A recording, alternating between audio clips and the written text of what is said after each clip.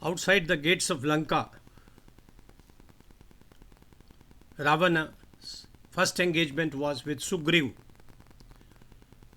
the head of the Vanaras who were supporting Ram in his war against Ravana.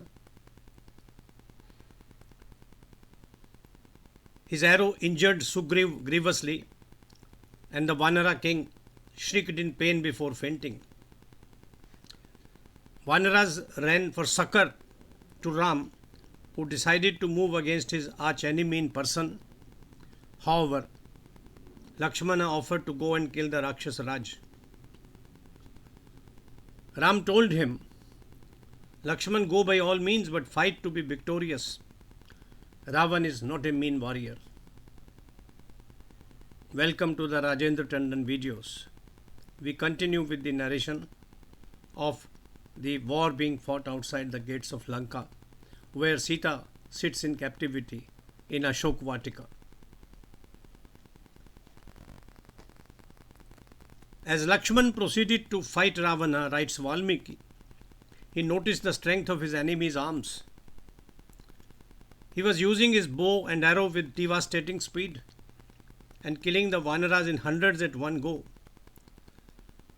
However, avoiding his arrows, Hanuman reached his chariot and raising his right hand as if to frighten him, spoke to Ravana. Nishachar, even though you are blessed not to be killed by the Devatas, Asuras, Gandharvas and the Yakshas, yet you do not enjoy such protection from the Vanaras. This uplifted right hand of mine will soon send your soul packing to the other world. An angry Ravana retorted, Vanara, strike me as hard as you can and earn yourself an everlasting glory. I shall kill you only after taking a measure of your strength. Hanuman replied, Have you forgotten that I killed your son, Aksha? While Hanuman was still speaking, Ravana hit the latter's chest with his fist, sending Hanuman spinning and staggering a few steps. However, he soon gained his composure and slapped Ravana hard on his face. Think of the king being slapped on his face. The king shook like a mountain hit by an earthquake. The bystanders rejoiced at Ravana's discomfiture. You are a praiseworthy rival in bravery, said he. Ravana, said Hanuman, it is a shame on me that you are still alive. When I hit you with my fist thereafter, I shall dispatch you to the Yamalok. A furious Ravana, his eyes red with anger, skillfully sent his right fist deep into the Hanuman's chest with full force. As Hanuman was disbalanced with pain, Ravana attacked Neel with arrows resembling serpents. Neel threw a large rock on him, and Hanuman, regaining his balance, challenged Ravana for one more fight. He said, O Nishachara, at present you are engaged with another warrior, hence I shall not attack you. Ravana destroyed the rock thrown by Neel with 7 sharp-edged arrows. This infuriated Neel like the pralay fires. He continued his attack on Ravana with Ashwakarna, Sal, mango and other tree trunks. The latter cut all the tree missiles to pieces. Further, he attacked Neel with a barrage of arrows. Neel, in turn, writes Valmiki, assumed a diminutive form and climbed Ravana's flag pole. This further angered the Rakshasa Raj, who was infuriated by Neel's roaring. Soon after, a flabbergasted Ravana readied an Agni missile to fire at Neel. Warning Neel of the consequences, he said, Vanara, you possess great agility in addition to your unique powers of Maya. If you are sure of your powers, try and save yourself from my missile. Thus speaking, Ravana hit Senapati Neel with the Agni missile and grievously injured him in his chest. The latter fell on the ground, feeling the extreme heat of the missile. However, blessed as he was by his father, Agni, Neel did not die.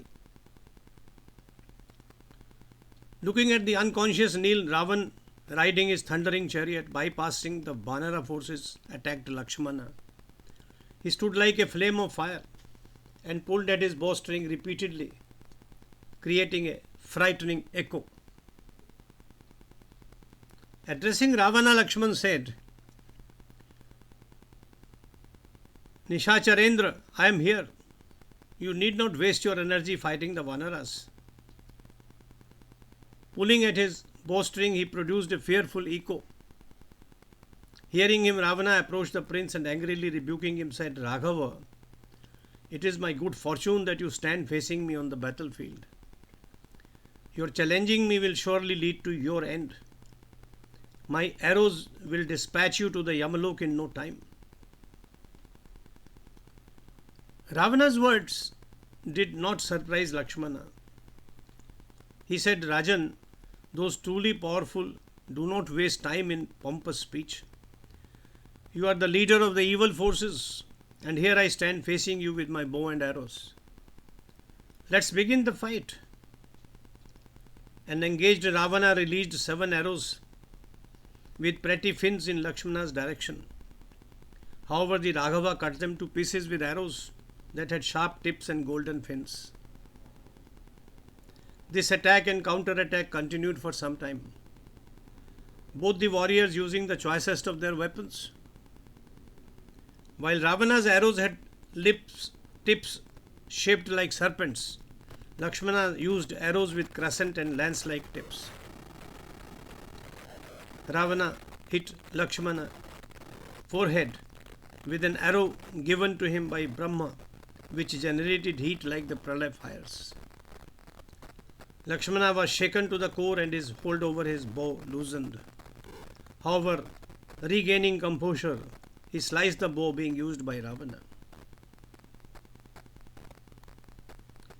Meanwhile, Ravana too had been injured by the arrows shot by Lakshmana and was bleeding profusely. His body was smeared with blood. To strike decisively, he picked the Shakti weapon given to him by Brahma. This weapon emitted fire, smoke and sent a wave of terror into the Vanaras, who stood as spectators to this great fight. The sovereign of the Rakshasas fired this flaming weapon at Lakshmana with an unstoppable force.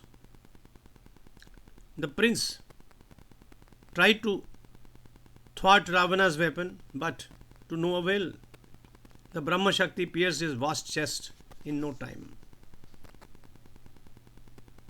Lakshmana fell unconscious to the ground, and Ravan tried to lift him with both his arms in order to abduct him. However, the Rakshas Raj, who had the power to lift the Himalayas and many other mountain ranges, failed to lift Lakshmana. I have included a number of Mewar paintings presently in the British Library to illustrate the war being fought by the Vanaras against Ravan. There are many scenes in which Ravan is personally present. Please look at them and enjoy. Appreciate the beauty of these paintings. There are also paintings of Ravana trying to woo Sita in Ashok Vatika, and of Ravana appearing in Ramlila in Delhi. An unconscious Lakshmana, writes Valmiki, injured by the Brahma Shakti, meditated on Vishnu, of whose divinity he was a part, and who could not easily be made a part of anyone's consciousness. Ravana could not move Lakshmana's body even slightly, let alone lift it. Meanwhile, Hanuman ran towards Ravana and hit him with his powerful fist. Such was the force of his strike that the king collapsed in pain. He staggered and ultimately lay flat on the ground with his mouth, eyes and ears bleeding profusely. He got up, wheeled around and sat half dead at the back of his chariot. For a moment he was unconscious and restless with pain. The Vanaras rejoiced at his predicament. Hanuman tried to lift Lakshmana in his arms and was able to do so owing to his devotion to Vishnu. He carried him to Rama. The Brahma Shakti reverted to Ravana soon after. On regaining consciousness, the king readied to use his large bow and sharp arrows. Meditating upon Vishnu, knowing that he partook of the Lord's divinity, Lakshmana also regained his health in no time. As Ravana started his onslaught and killed many Vanaras one after another, Rama made up his mind to fight him. Hanuman offered to take him on his back as Vishnu rides on Garudas while killing the Asuras. In order to challenge Ravana, Rama pulled at his bowstring, creating a frightening sound. Addressing the king in a loud, sonorous voice, Rama said, "Do not move from your place. O tiger among Rakshasas, do not move from your place. Having committed a heinous crime against me, you have nowhere to escape with your life. You made Lakshmana unconscious by using Brahma Shakti on him in a field. I have come to avenge that humiliation. I come to you as Kala and the death of your sons and grandsons, O Rakshasaraj." Listening to Rama's words, Ravan was beside himself with anger. Remembering the recent incidents and the loss of so many of his kin and warriors, he had attacked and grievously injured Hanuman, bearing Rama on his back with arrows carrying the fires of doom. Looking at the injured Hanuman, Rama attacked Ravana mercilessly with his sharp arrows. In no time he destroyed his chariot, its wheels, the flag, horses and the charioteer. He cut Ravan's weapons such as thunderbolt, lance and sword bit by bit into tiny pieces. Rama speedily hit Ravana's broad and powerful chest with an arrow as powerful as a Vajra. The king, who had never been shaken and hurt like this before, felt an acute pain when hit by Ram. He shook violently and his bow dropped to the ground. Looking at the restless and suffering Lankesh, Rama cut his crowns shining like the sun with a crescent-shaped arrow. Without his bow and arrows, Ravana seemed to be a serpent without poison. What a simile! What an image! He lost his splendor with his crowns cut to pieces. At this point in the battle, Rama addressed him saying, "Ravana, you have committed terrible deeds in killing a number of my prominent warriors. However, as you are exhausted, I do not intend killing you with my arrows. I am aware that you have suffered terribly in the battle. Therefore, I order you to return to Lanka. Rest for a while, come again fully armed, and then witness my bravery." Ravana made haste to enter Lanka. His happiness and pride had been laid to ruins. His bow had been cut into pieces, horses and the charioteer killed, and the famous crown damaged. His agony was unbearable. At this stage, I take leave. We'll meet again. Jai Shri Ram, Jai Shri Ram, Jai Shri Ram.